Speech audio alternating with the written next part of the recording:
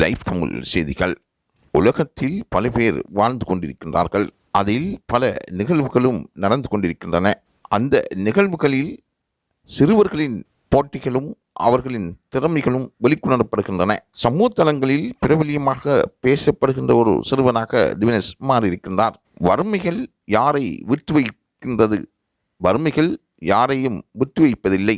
ஏதோ ஒரு வகையாக செல்வந்தனாக இருந்தாலும் ஏழையாக இருந்தாலும் வறுமை ஏதோ ஒரு வகையில் ஒருவரை பிடித்து கொள்ளும். வறுமையில் பல வகைகள் காணப்படுகின்றன. ஒருவருக்கு பல செல்வங்களை கொடுத்து அதில் அவர் நோய்வாய்ப்பட்டிருந்தால் செல்வம் இருந்தும் அவரால் எதுவும் செய்ய முடியாது. அதேபோல் அவர் பல திறமைகள் இருந்தும் அவருக்கு வறுமை ஓர் எடுகோலாக மாறுமாக இருந்தால் அதுவும் வாழ்க்கையில் பல விடயங்களை கேள்விக்குறியாக்கும். அந்த வகையில் பார்க்கும் பொழுது சரிகமப நிகழ்ச்சியில் பலவரையும் ஆச்சரியத்தில் ஆழ்த்தக்கூடிய சிறுவனாக திவினேஷ் மாறியிருக்கின்றான். தனது எளிமையை திறமையாக மாற்றி வறுமைக்கு அவன் ஓர் உன்னதமான சான்றிதழை விடையாக கொடுத்திருக்கின்றான். தன்னாலும் முடியும் என்று நிரூபித்து தற்பொழுது சரிகமப நிகழ்ச்சியில் பங்கு பெற்றிருக்கின்றான். இந்த பின்புலங்களும் இல்லாமல் அவன் பாடுகின்ற பழைய பாடல்களில் இந்த முதியவர்கள்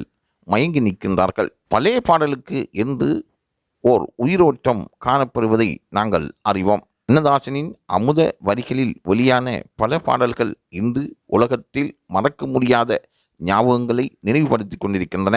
உலகம் என்று செல்லும் பொழுது அதில் சங்கீதம் மறக்க முடியாத ஒரு இடத்தை பிடித்திருக்கின்றது. பல பேரின் உள்ளங்களை ஆட்சி செய்யும் ஆற்றல் அந்த சங்கீதத்துக்கு இருக்கின்றது.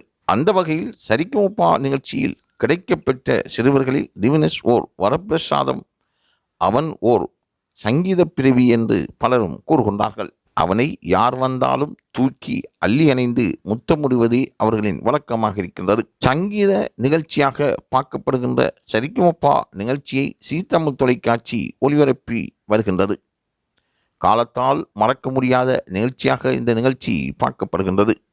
இதில் பல திறமசாலிகள் பங்கு பற்றி வெற்றி பெற்றிருக்கின்றார்கள். அதில் இந்த வாரம் நடைபெற்ற 5வது ஃபைனலிஸ்டாக ஓர் சிறுவன் தெரிவு செய்யப்பட்டிருக்கின்றான். 4வது ஃபைனலிஸ்டாக தெரிவு செய்யப்பட்ட திவினேஷ் உலக வரலாற்றில் நல்ல சிறந்த இடத்தை சங்கீதத்துறையில் அவன் பெற வேண்டும் என்றும் ரசிகர்கள் வாழ்த்துகிறார்கள். ஏழை சிறுவனாக இருந்தாலும் அவன் தனது தந்தையின் அப்பாவினூடாக சங்கீதத்தை கற்றுக்கொண்டிருக்கின்றான். அச்சமில்லாமல் அந்த மேடையை சரியாக பயன்படுத்துகின்றான். ஒவ்வொரு சுற்றை பார்க்கும் பொழுதும் வருகின்ற நடுவர்கள் அவனின் பாடலை பார்த்து ஆச்சரியப்படுகின்றார்கள், மெய்சிலித்து போகின்றார்கள்.